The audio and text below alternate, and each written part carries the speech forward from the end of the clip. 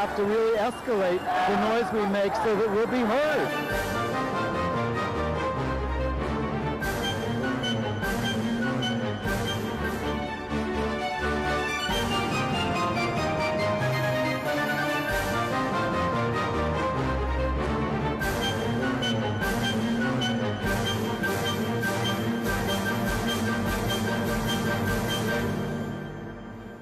Welcome to Gay USA. I'm Andy Hum. I'm Ann Northrup.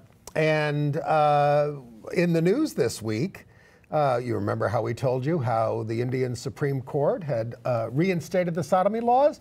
Well, this past week, they made a sweeping ruling on behalf of transgender rights. Which may be very helpful going back to the criminalization of sodomy. Meanwhile, back in the United States, Ohio ordered recognition of an Ohio judge ordered recognition of same-sex couples married in other states. On the other hand, Louisiana's legislature has voted to retain its unconstitutional anti-sodomy laws. And a Christian school in New York City stops a girl from taking her transgender boyfriend to the prom. San Francisco Pride has redeemed itself and apologizes and is going to make Chelsea Manning an honorary grand marshal for this year's Pride Parade. Whoopee. Brunei has adopted a death by stoning law for sodomy and other offenses. Happy Easter from the Vatican. They were busy this week at a UN conference blocking rights for women and gays. But Malta has adopted a civil unions law including adoption rights for same-sex couples. Norway is honoring the work of homoerotic artist Tom of Finland with postage stamps. And you thought the Harvey Milk stamp was a big deal. Wait do you see this? Let's get real, Andy says. He's going to review and recommend a couple of shows. Will Eno's The Realistic Joneses with an all-star cast, and Dan Hoyle's The Real Americans. But let's get to the news first. Yeah, we start out in Ohio, where our favorite federal judge at the moment, Judge Timothy Black, did as promised, because he telegraphed this. He did. And he ordered the state to recognize legal same-sex marriages performed out of state. He said that the ban is unconstitutional and unenforceable. The state is appealing, but Black is waiting. Well, did he do his stay? He had a stay hearing. Here, he said today, actually, as we're taping, because the Fourth Circuit, Sixth Circuit, whatever it is, circuit that this and other states are in, they all have cases that are going up to the appeals level of the federal court. And so just to keep everybody cool, he said, yes, we can stay this decision. We won't let everybody run rampant getting married. But for the four couples who brought this lawsuit in the first place, they're in an emergency situation. It's a lot of lesbians who are about to give birth or have kids, and they want to be able to put both parents on the birth certificate. Yeah, well. And not that other couples don't have the same issues. But what's interesting is that the Ohio Attorney General is not fighting this. He is conceding that it's okay to give recognition to these four couples who are already married out of state. He's not going to contest that, and he just wants the stay for future other couples. How come? I don't know. They're splitting hairs. But I want to quote from Judge Timothy Black's decision. He said that the state's arguments against recognition of same-sex marriages legally performed elsewhere, because that's what's at stake here, was staggeringly devoid of any legitimate justification for the state's ongoing arbitrary discrimination on the basis of sexual orientation. Therefore, Ohio's marriage recognition bans are facially unconstitutional and unenforceable under any circumstances. Got it? He is having none of this. And this all started with that one poor male couple, one of whom was dying of ALS, got a little private plane, went to Maryland, got married on the tarmac, came back to Ohio and sued for recognition so that the dying one could have a legitimate death certificate. And that judge looked at that case, decided for the dying man, and everything has snowballed since then in Ohio. Right. with this same judge. A slightly different story in Utah, but positive, where the 10th Circuit heard the appeal on the same-sex marriage decision, saying that Utah's amendment against same-sex marriage was unconstitutional.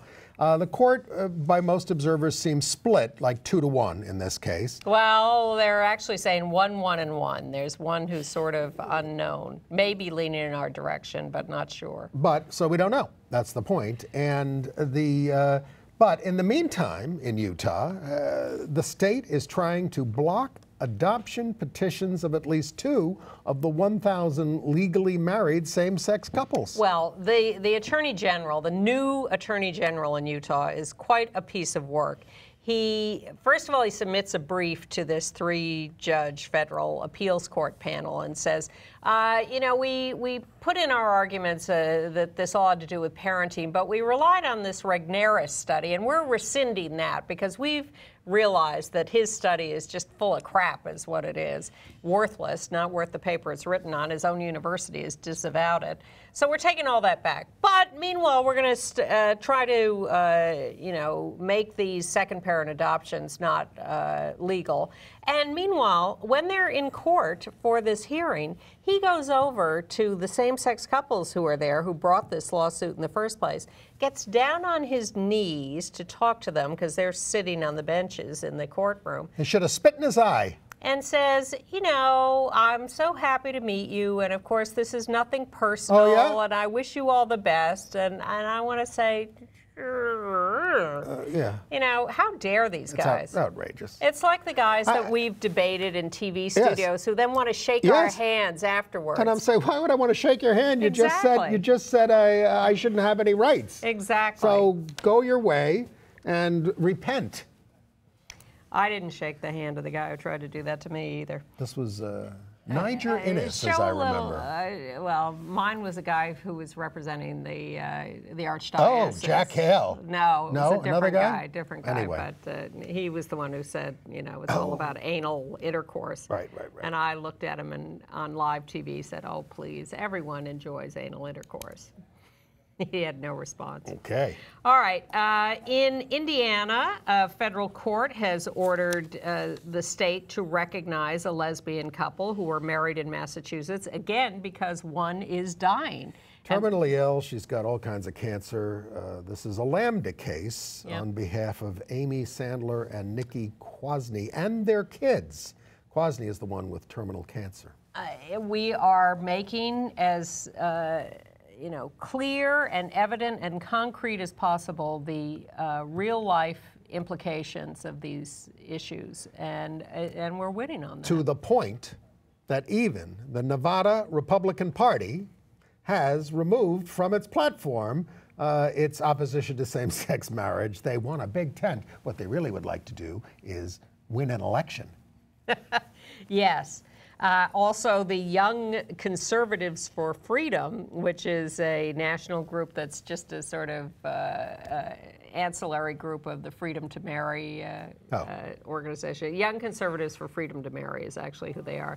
And they've launched a $1 million campaign to change the national GOP platform in 2016. Where are they getting the money? Paul Singer? Paul Singer, I'm sure, or others. We don't know. No, we don't. But those are the ones with the big bucks. In Michigan, the ACLU has filed a new lawsuit to have the state recognize marriages performed after the court declared it legal. There's a stay there. Well, there were 300 such marriages. Yes, and Michigan, like Utah, has said, yes, those marriages are legal, but we're not recognizing them because what the stay does is it takes us back to the original law, which is nonsense. Well, so Michigan won't recognize them, but Attorney General Eric Holder has already said that the federal government will recognize them. Exactly. Now, here's actually a footnote on Ohio I'm not quite clear on. LGBT activists in Ohio are pressing forward on putting a question on the ballot in November for marriage rights, which I think is still a little, even though the polls show us ahead all over the place, it still seems to me a little risky to be putting this on the ballot. And we don't like voting on our fundamental rights. We don't. But they're pushing ahead. Now, the National Gay and Lesbian Task Force has a new campaign called Queer Our Taxes. We have a website for that. It's queerourtaxes.org. They want the IRS to accept joint returns. A little late for this. They just put this out on tax day.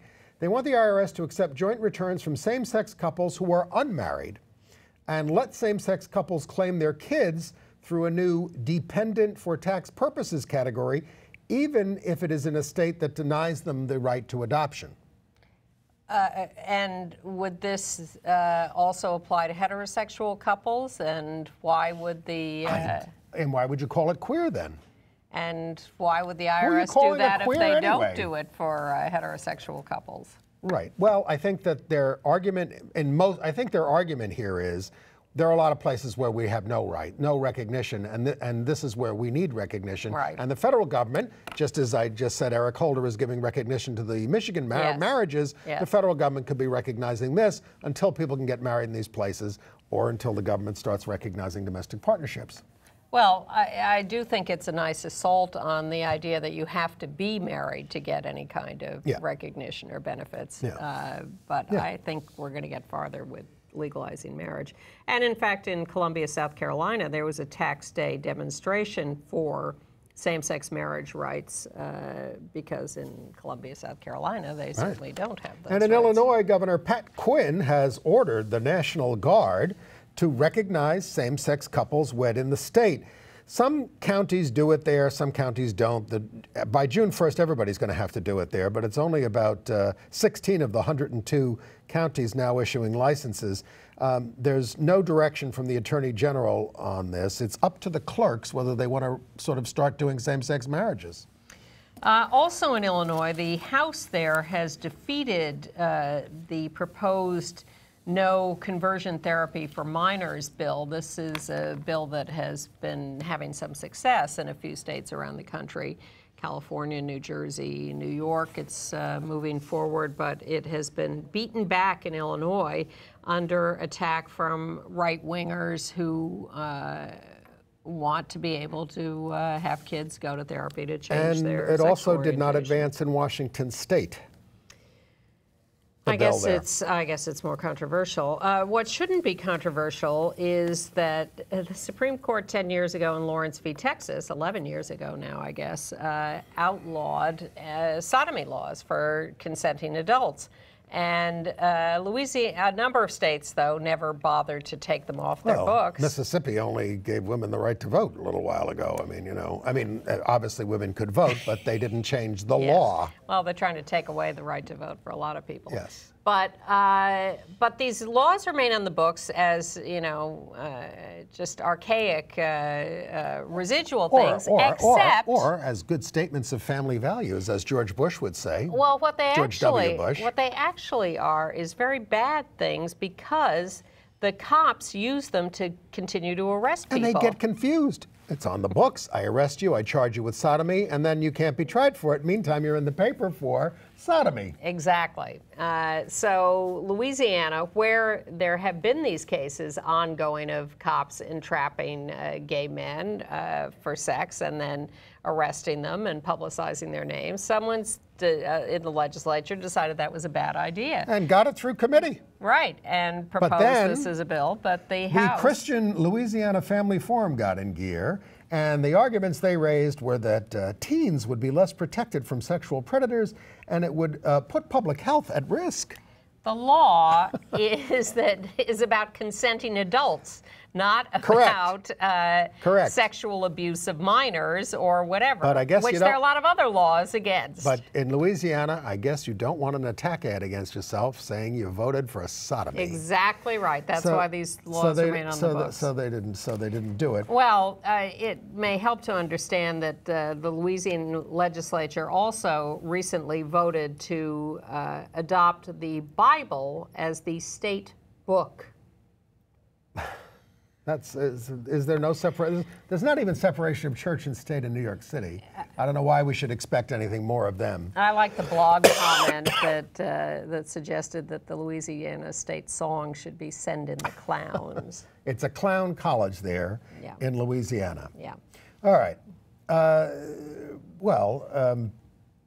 You know that Harlem pastor that put up the marquee that said Jesus would stone homosexuals? Yes, and so activists showed up and said, we're here for our stoning. So there's a Holocaust Remembrance Committee in New York, and he's a member.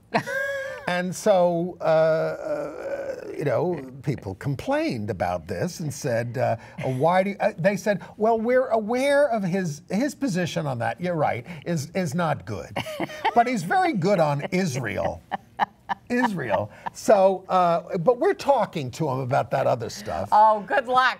Good luck. Have you seen the videotape? You need to cast him into the outer darkness. Well, what's the matter? You don't like his free speech rights? He has a right.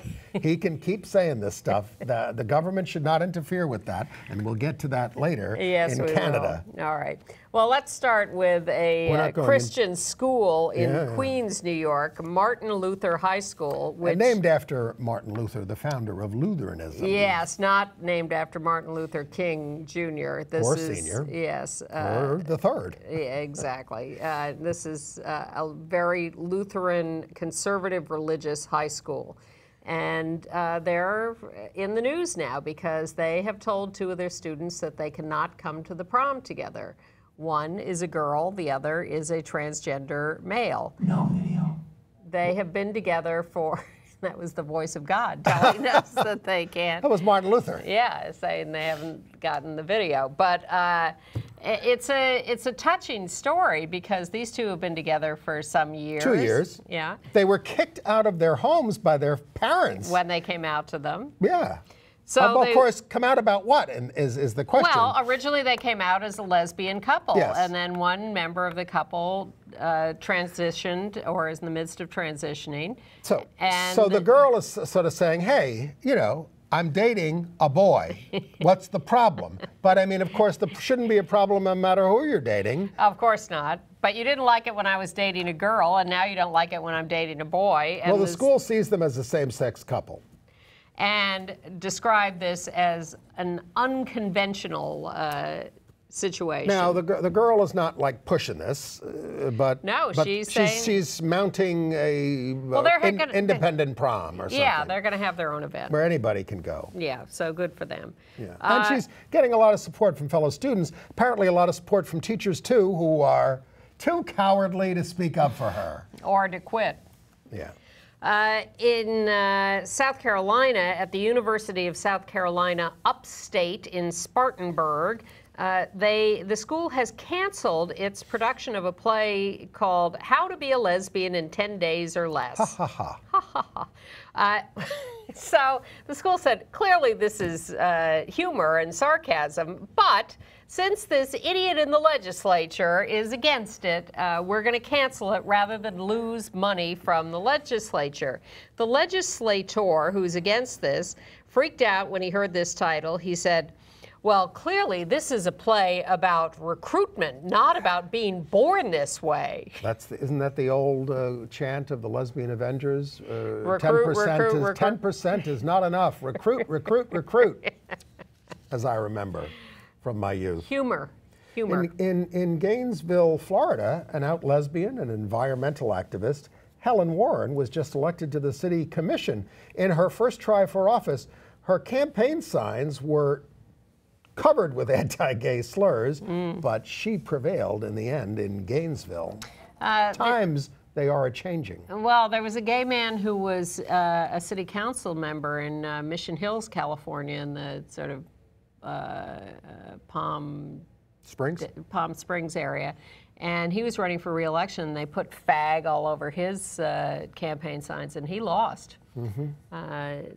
Told him to go back to the gay party. Well, we almost elected an out lesbian as Attorney General of this state, Karen Burstein, and she was sailing along, and then the borough president of Staten Island said, as a lesbian, she is unfit for public office. And did everybody dissociate themselves from Guy Molinari, the Staten Island borough president? No. Rudy Giuliani kept him as a friend and everything and all that kind of stuff. And Karen Burstein, the lesbian, lost to a real schnook. by the way. Well, better news maybe from Maine, where the newly out gay representative, U.S. Representative Mike Michaud, is running for governor against a very right-wing incumbent, Paul LePage, who did everything he could to stop marriage, gay rights, everything in Maine. And Michaud is up by a number of points in the polls. There's a third candidate in the race, too, so maybe that's helping Michaud. And but as Maine fingers crossed. And as Maine goes, so goes the nation. Maybe. I'm a little angry again at Representatives Kirsten Sinema from Arizona and Sean P. Maloney. What did they do now? They voted against the minimum wage raise. Minimum wage? Minimum wage. You know, I mean, honestly, I mean, you know, I want there to be a Democratic majority in the House because I think that things go a little bit better when that happens. Well, but these two, speaking of clown college. Just awful. Minimum wage. I mean, we don't need a minimum wage. We need living wages in this country. That's what we don't have. We told you about the new Harvey Milk stamp that's going to be issued on May 22nd. Well, the White House announced that they will hold a ceremony there for the issuing of that stamp on May 22nd, which is Harvey's birthday. In Illinois, Lambda Legal has filed a federal suit for a transgender woman, Nia Taylor, who was denied medical care after she required advanced replacement therapy. They say it's a violation of hormone replacement. What did I say? Advanced replacement therapy. Advanced hormone replacement. They say it's a violation of the non-discrimination provisions of the Affordable Health Care Act that requires clinics receiving federal funds to treat transgender patients equally. The doctor in this case said, "We don't treat people like you." That's what the doctor said. So the doctor is named in this case. And she was a long-standing patient of his. She didn't just walk in off the street. She'd been a patient of his for some years. Outrageous. Very outrageous. Better news in Lumberton, Texas, where transgender teacher Laura Jane King. Klug? Yeah. Has been reinstated as a substitute teacher. Well, parents had complained about having a trans woman teaching 5th grade, but I think they all realized they went through a very sensitive and public coming out period about it. She also has a side job as a pilot, so that's why she's only a substitute teacher. In Phoenix, Monica Jones, a trans activist, faces charges of, quote, manifestation of intent to prostitution. It's one of those laws, and believe me, they do it in New York City too, that means you get arrested for walking like trans. While trans. That's exactly right. Yeah. So 50 people, supporters, rallied at the courthouse. They're challenging the constitutionality of the statute with the assistance of the ACLU. She was convicted. She was convicted in spite of all the testimony that she was doing nothing but walking down the street in that neighborhood. She is a student at the Arizona State University School of Social Work, 29 years old, outrageous. And has a lot of national support from trans activists. But, you know, again, convicted. I have an association with New Alternatives for Homeless LGBT Youth. It happens to the trans kids of color especially all the time on the streets of New York. They can be sitting there reading on a park bench, and they are arrested for loitering for prostitution. It's just harassment. It is just absolute harassment, control, abuse. And the police figure this kid, this homeless transgender kid, is going to come into court, and I'm going to say was soliciting, was waving at cars, whatever the hell it is, was talking to someone. And it's very hard not to defend against. Better news from San Francisco, where the Pride Committee there, which last year threw a complete fit at the idea that Chelsea Manning, who we would regard, I certainly would, as a hero. Me too. Good. Chelsea's one of my heroes. Chelsea. Former Bradley Manning. Yes, and was convicted of everything but the kitchen sink. Yeah, but revealing state secrets. But didn't he win a Pulitzer Prize? No, that was Glenn Greenwald. That's Glenn Greenwald. And Edward Snowden. Exactly. Yeah. Now, Chelsea is in Fort Leavenworth in Kansas doing time for having taken some government materials and released them publicly that were exposing some misdeeds on the part of the U.S. government, heaven forbid. So activists in San Francisco last year nominated her as a honorary grand marshal of the Pride Parade there, and then the Pride Parade, really elected yes. her. And this was the selection committee, yeah. and they picked Chelsea as one of several. Right, and then they made a big deal about, well, we have a rule about you have to be from San Francisco and all this nonsense.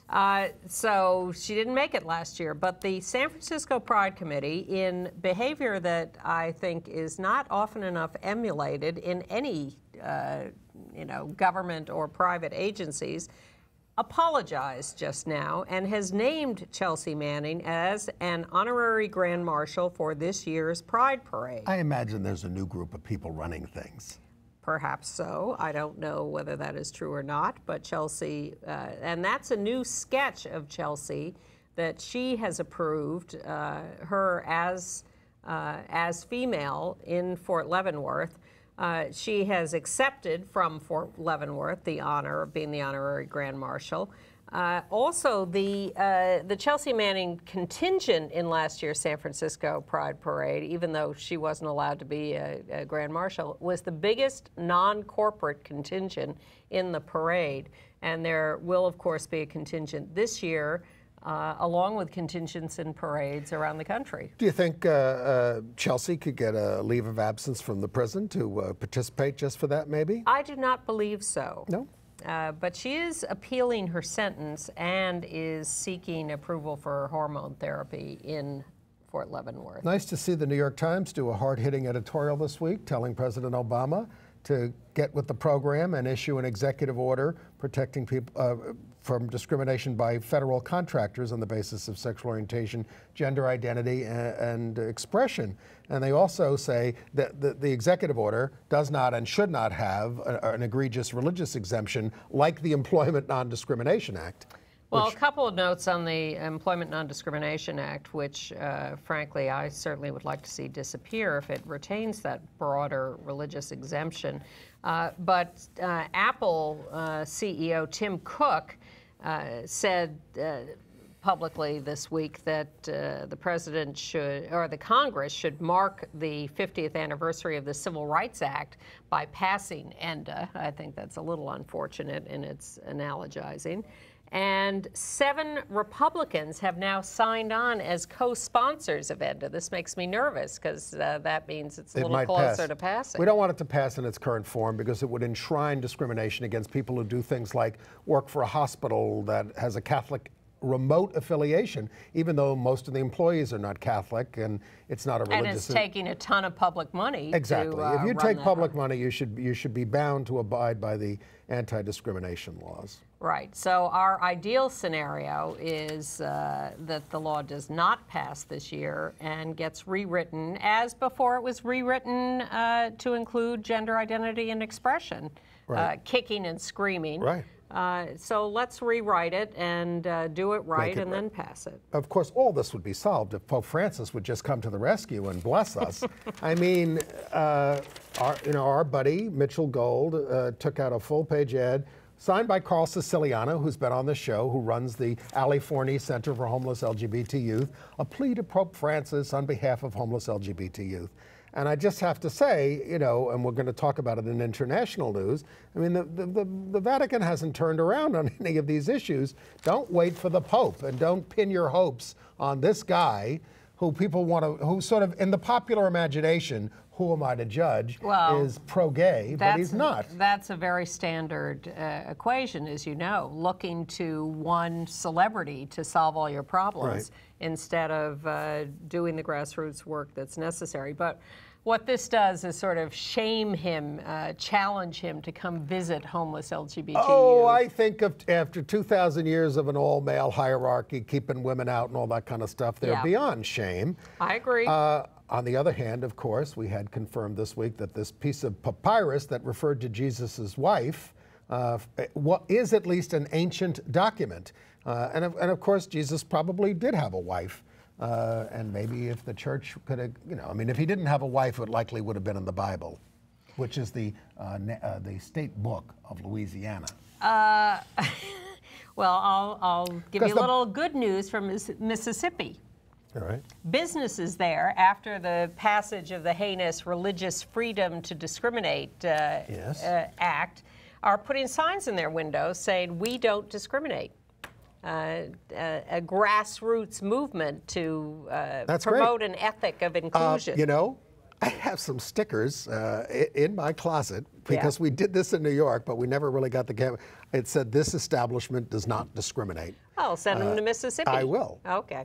But it just says, I think it just says sexual orientation. I think you should send them to Cleveland, too, where there are some Muslim cab drivers who are upset because Cleveland is hosting the gay games this summer, and so some of the cabs in town, especially from the airports, have signs on the top advertising the gay games. And the Muslim cab drivers, this is not all Muslim cab drivers, but some in Cleveland have spoken up and said, "We don't want to drive cabs that say, 'Come to the gay games' on the top of them." What about advertisements for gentlemen's clubs? What about advertisements for beer? Exactly. Or other things? I think it usually comes down to, they hate us. Yeah.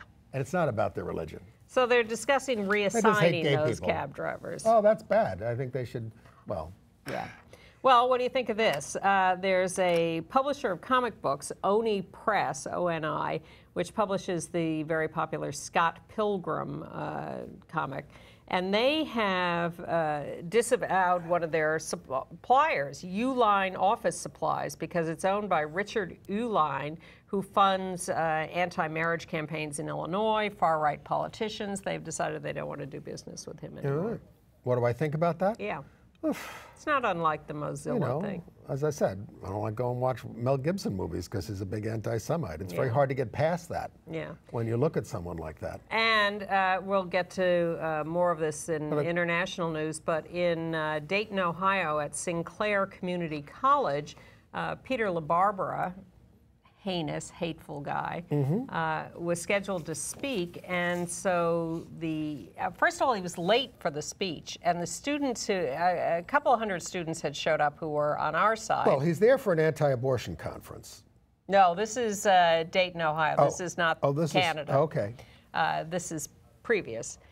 So he's scheduled to speak. He's late. The students who have come to basically oppose him start a little teach-in, talk thing while they're waiting for him, and people get up and talk and come out and talk about issues, and it's great. And then he finally shows up 45 minutes late. He apologizes. He starts talking about there's no such thing as gay or blah, blah, blah, or, you know, it's a choice, not a... What would he like us to call our show? Not an echo. Yes. That's a Barry Goldwater reference. So the students get up and walk out. And he is furious. And he says, "Are you effing kidding me?" Oh, really? Yes. Oh, I don't think Jesus likes that. I don't think Jesus' wife likes it any either. I thought it was a great little stunt. Speaking of stunts, in LaGrange, Georgia, I'm going to hope the control room has this video, at a gas station, the gas station owner decided that he didn't like guys coming into his gas station with their pants around their thighs. Saggers. Yeah. Is that what we call it? I don't know. So he put up signs saying that only blanks pull their pants down. We think that the blanked out word is an anti-gay epithet. Beginning with F. So this has become an issue on the local news, and with any luck, we will show you the local news report on the gas station in LaGrange, Georgia. New at 11, a controversial sign with a gay slur on it's upsetting a lot of people at a LaGrange convenience store. Channel 2's Rachel Stockman live in Troup County with the reason why the owner says he put that sign up. Rachel? Justin, an interesting development late tonight. The owner's father came here and took the signs down, but the owner says he will be back in town first thing tomorrow morning. He will put these signs back up because he says he's sick of customers wearing saggy pants. What I thought, I must be living in Hickville or something like that. On Thursday night, this sign was up in several spots at the PCA food store in LaGrange. It calls customers a gay slur if they wear baggy pants. It's discrimination to me. You can't call people I mean, I couldn't believe they put something like that up. Some people called us about this sign, and they were offended by it. When I went inside the store, one of the clerks handed me a phone with the store owner who was out of town. I'm not there to I'm there to serve them. So if they want to come into my business, they better have their pants up. The owner says his other signs weren't working. Carrie Williams is one of the store's clerks. They don't bother me. It doesn't bother you? Not a bit. And I have a girlfriend, and I am gay. Some customers are also standing by the owner. Somebody want to see all that.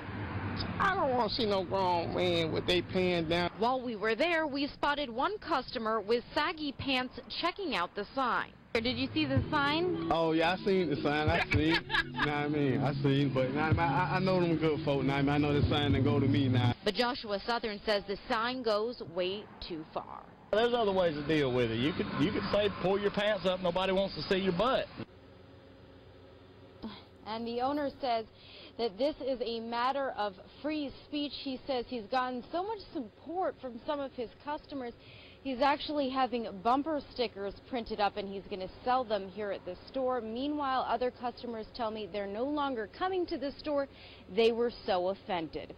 Reporting live in Troup County, Rachel Stockman, Channel 2 Action News Night Beat. You said bumper stickers, Rachel.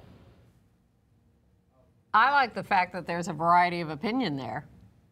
And there are people who object to that sign. Well, it's a confusing story because most of those people are just against the baggy pants. Yeah. They're not even really addressing themselves to this I don't find them attractive. Slur. No. But in even more serious gas station news, in Tuscaloosa, Alabama, a woman, unfortunately named Anita Hill, went to a local truck stop there at the request of her son and his male lover to discuss issues they were all having with each other, and she ended up pulling out a loaded gun and shooting the lover dead in the back as he was walking away from her. Well, that's not cricket. Now, there are questions about the relationship had been going on for several years. There were charges of possibly some abuse in the relationship. That is not a reason to shoot someone dead in the back. And we have a little update on the Louisiana vote, and that is that the legislature also kept oral sex between heterosexual married couples illegal. Yeah, good luck with that. But again, that's an unenforceable, unconstitutional law. And wasn't it a Louisiana congressman who was just caught kissing his staff member? A woman, not his wife. Yes.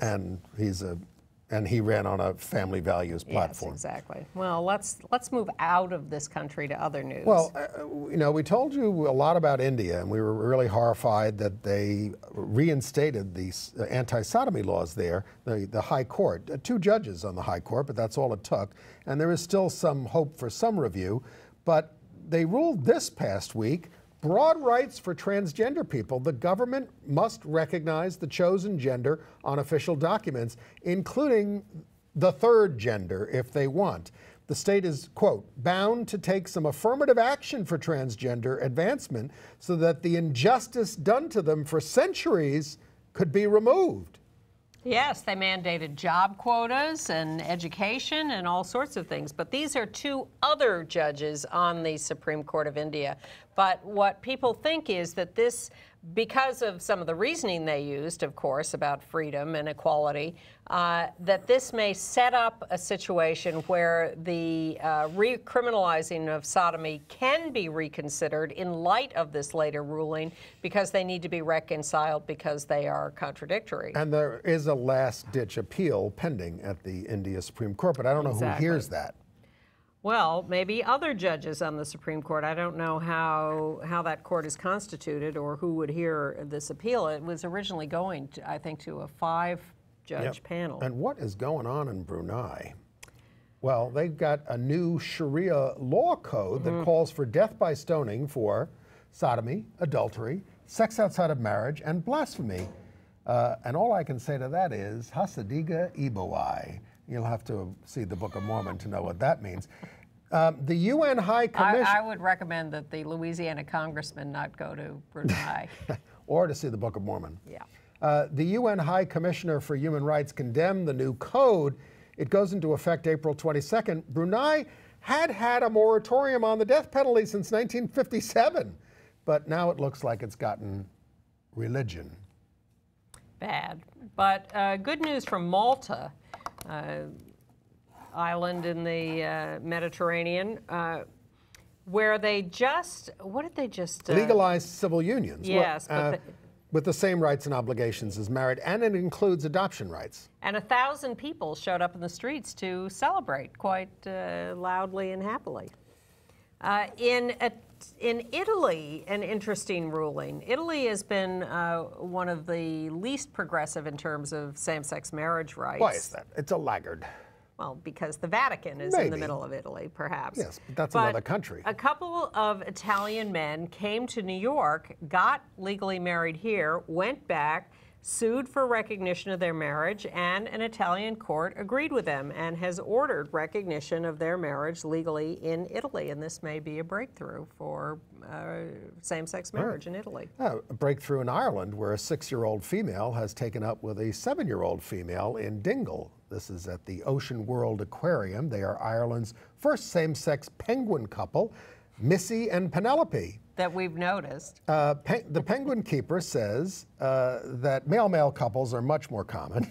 These females bow to each other.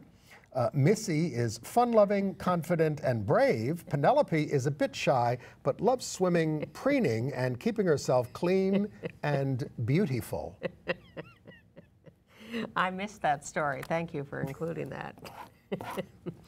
In Peru, 3,000 people showed up to march for civil unions. This is a new proposal in Peru. We'll see whether that gets anywhere. And here's a nice Easter present for you. The UN Population Council met in Cairo this past week, and there was a heated debate on enshrining the right of women to make their own sexual decisions for fear it would condone same-sex relations, which they are less ready to embrace. The conference did recognize a woman's right to reproductive health and when to become pregnant.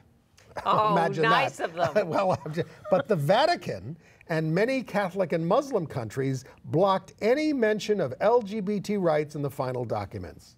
Who am I to judge? Oh, well, yeah, exactly. This fight has been going on for years in these meetings of the Commission on Population that they have a Development. seat at the table is such an outrage. It is.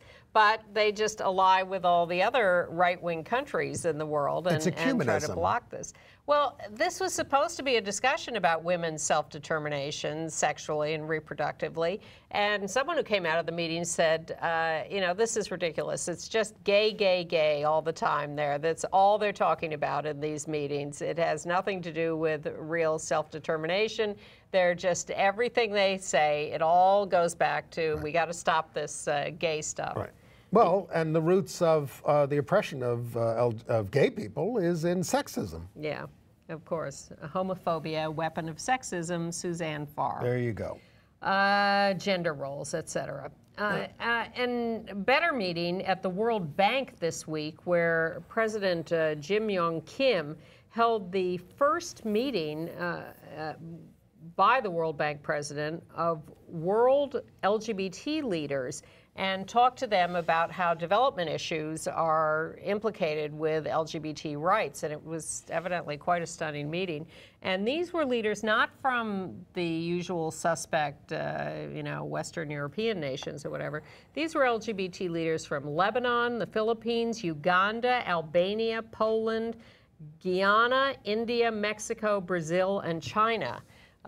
Who also went on to meet with World Bank leaders from around the world. So this was a real big deal. Well, we've always been able to make faster progress in the corporate world, it seems, yes, than in government. Well, the World Bank is, I guess, an amalgam The International Olympic Committee is being urged by 19 members of Congress to explicitly protect LGBT people in their non-discrimination policy. You know, the UN said after the Sochi Olympics, we're going to reach out, we're going to solicit opinions on how we should change the UN Charter or whatever. So now interest groups and now members of Congress, et cetera, are speaking up and saying you should explicitly demand sexual orientation and gender identity and expression non-discrimination in these countries where you are putting the Olympics. And I after our experience with the IOC, not the USOC, the IOC around the Sochi Olympics, it just is looking a little bleak. Now, I know we deport a lot of people here in this country who come here either seeking asylum or other things, but the United Kingdom is really hot on this. And this week, they went after Anne Nasozi, a Ugandan lesbian who fled in December from Uganda when she escaped an angry mob that included local officials, neighbors, and even some of her own family members. Her asylum application has been rejected, and she's being sent back to Uganda. Crimea, you know, is now a part of Russia again and adopting Russian ways and Russian laws. And their latest instance of this is banning an LGBT pride march this year. We want to get on board with that. No propaganda of homosexuality to minors nonsense. Should we put up our stamps in Norway? Finland. Oh, is it? Oh, right, of course, it's Finland. Tom of Finland. Well, no, I thought, why do I think this is? No, it's Finland. All right. These are... See, it says Finland. Yeah, it is Finland. I don't know why I got this mixed up. Of course, it is Tom of Finland. What is his real name? Tukko Laaksonen.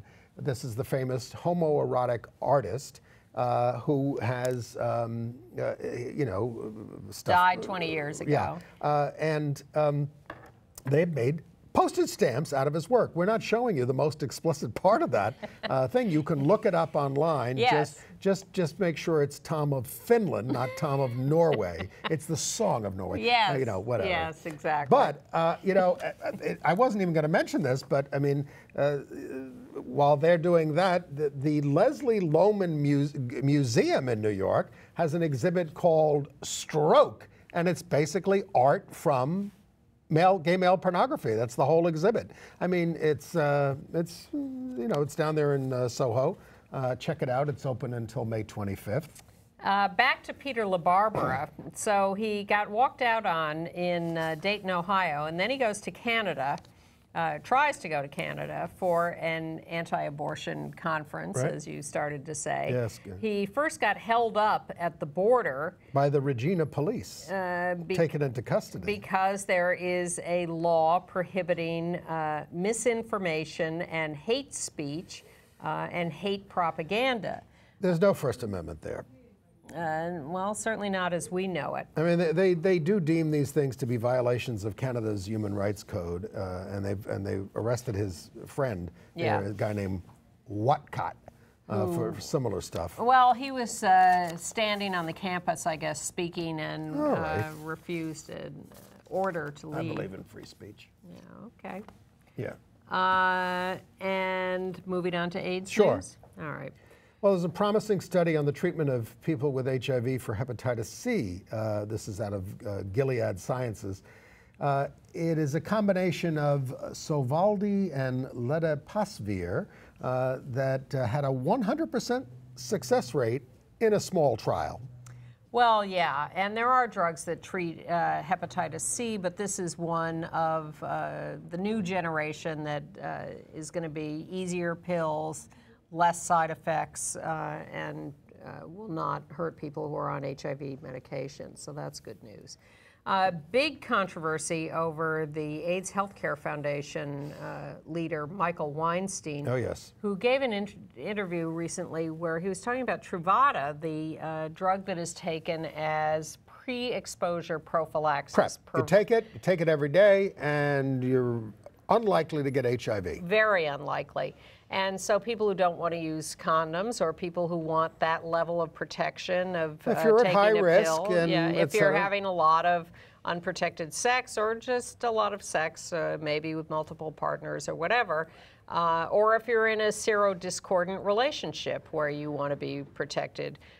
Taking this is a good prevention. He says it's just a party drug. Right. And there's this whole thing about the stigma of taking this drug. Well, it's slut shaming, and here's the thing. These are the same things that were said about women who took the pill back when it was developed in the what? The 60s. In the 60s. Yeah. That, oh, you just want to screw around, and this is what you're going to take, and which is insane. You know, and but so, you know, there's a big call for him to resign and step down. Petition online and everything. I don't know about that, but it's just terrible that he would say that. Yes. And it's terrible that people feel that way. There are a lot of issues around Truvada. It can be expensive. It may or may not have side effects for some people. Got to evaluate that. You can get other sexually transmitted diseases if you're not using condoms. Everyone should make their own decisions about how they want to protect themselves from all sorts of things. But to engage in this kind of shaming is just horrible. Okay. In Russia, there's a bill to force people with HIV and other infectious diseases to be fingerprinted and put in a national database. This includes foreign visitors with HIV and other diseases who would also be subject to this. They're saying it's all about crime prevention. Well, they didn't wait for that in Kissimmee, Florida. Oh, no. Bulletin, a young man, 21 years old, was participating in a basketball game at a recreation center in Kissimmee. And in the middle of the second half, they stopped the game and pulled him off the court because they had just found out that he had tested HIV positive the week before. Outrageous. Didn't you ever hear of Magic Johnson? Oh, my God. Well, you may remember he quit basketball when he was diagnosed. But then he came back. He did, and the NBA adopted universal precautions, which is anytime someone is bleeding, you take them off the court and you dress the wound. Yes, because you never know who's got what. Exactly. Especially with Wilt Chamberlain having 30,000 sex partners or whatever it was. And then, you know, New York City has this thing where they supply tens of thousands, millions of free condoms around the city. With a New York City wrapper. I always thought there should be barrels of them on every street corner to promote their use, but they give them to nonprofits, they give them to restaurants and bars to hand out in hospitals. Sure. But it turns out that some of them, barber shops they give them to, some of them are being shipped off to the Dominican Republic and sold for 50 cents a piece. I hope they're making good use of them. And then I hope they're good condoms that work. Yes. Yeah. Entertainment news. Yeah. Robin Roberts of Good Morning America was in Good Housekeeping and asked why she didn't disclose her 10-year relationship with a woman earlier. And she said, newsflash, some people like their anonymity. This is what's right for me. Yeah. But then she later said, love is love, and I'm grateful to have that. Out magazine made her the 10th most powerful out person in the country. Yeah. And she's, you know, I don't think she really wants the title. Some people want their anonymity. And RuPaul, who is another of the out 50, it's the out 50 most powerful, has been attacking transgender people for policing his language. And 100+ trans women went after writers Calpurnia Adams and Rhea James for what they call hit pieces on young queer trans women. It's this whole fight over the language on RuPaul's Drag Race. And in fact, Logo, the network that runs it, and Drag Race producers have agreed to drop the phrase, "you've got she-male," which has been part of the show since its inception 6 years ago. And also they agreed to get rid of the one episode this year that was particularly offensive because they ran a little game called Female or She-Male. So that's never going to be seen again. But RuPaul is not happy about this. And so he's been tweeting things like Orwell's Animal Farm. The rebels eventually forgot the purpose of the revolution. Well, the purpose of the revolution to me is not to insult people. No, but he would say it's not insulting. And the trans activists say it is insulting. So then the question becomes, who gets to decide what's insulting? The people who say they've been insulted, or people who say they're using the language in a non-insulting way? We ask you to ponder that. Yes. I want to recommend a couple of shows that I saw this week. And how often do I do that? Rarely. Closing this Sunday, and I'm sorry it took so long to go to see it because he's a good performer, Dan Hoyle. He's got a solo show called The Real Americans. The last thing he did was about his experience in Nigeria called Tings Day Happen. In this, he decides to get out of his liberal bubble in San Francisco and goes to the South and Midwest and imitates, not satirizes, the people he meets in the red states. He calls the people he meets both welcoming and disturbing. I'd say it's worth the trip, but I wouldn't want to live there. Is he the modern Anna Devere Smith? Yes, very much influenced, I think, by her, and I think he's terrific. Dan Hoyle at the Lynn Redgrave Theater down there at the Culture Project. I have a movie not to recommend. Noah. Oh, you saw it? You saw Noah? I thought it was going to be an entertaining spectacle. Yeah, it got reviews that sort of said, you know, this is different. So I went to see it. Absolutely horrible. Well, Christian Wright doesn't like it either. It was awful. But I like The Realistic Joneses. That's a play on Broadway by Will Eno. I'd never seen a play by Will Eno. He's a very big favorite of Edward Albee's. It's the most original play I've seen on Broadway this year. And, you know, with the cast, it's hard to go wrong. Just 4 people, Toni Collette, Michael C. Hall, Tracy Letts, and Marissa Tomei. And they play two neighbors, couples, heterosexual neighbors in a mountain community. But the language of the thing constantly keeps you off balance, and it's kind of hilarious and kind of disturbing. Is this hilarious or disturbing? All right. The GLAAD Awards in L.A. Yeah. Debbie Boone. I've changed. I like gay people now. And I'd like to make, it's just like I'd like to win an election. I'd like to make some money. Well, maybe, but she's quite enthusiastic on our behalf, and she describes it as an evolution for her. Tyne Daly in Mothers and Sons says people don't change. Well, Debbie Boone did. And I would recommend, of course, that you go online and watch Jennifer Lopez's lovely acceptance speech for her award, where she talks about her lesbian aunt, who had a big influence on her, and producing The Fosters, which is a very good show on ABC Family about a lesbian couple and their kids. Couple of deaths of note. Gregory White Smith, 62, who was Jackson Pollock's biographer, who made reference to the fact that he thought that he was gay himself, Gregory White Smith, and that Pollock may have had homosexual experiences, which really seemed to upset the other Pollock people. I mean, come on, the guy was a falling down drunk and everything else, and you mentioned that he might have had some homosexual experiences. You get all bent out of shape. That's homophobic. Carl Mundy, who was homophobic, he was the general of the Marine Corps, commandant of the Marine Corps, has died at the age of 78. Really fought, don't ask, don't tell. And a guy named Lee Black Childers, a downtown portraitist, hung out with the Andy Warhol crowd and all that kind of stuff, has died at 68. Okay. All right. Well, I'd say Happy Easter if I believed in that stuff. It's named after Ishtar. Oh, okay. Right? Or actually, you say it Easter. It's a pagan thing. All right. Okay. That's where the eggs and the bunnies. The eggs and the bunnies. It's a fertility thing. That's true. I hope you all have nice weather and a good time. I'm going up to see my biological family in Rhode Island. Me too, and I'll see you. We will see you next week. Thank you.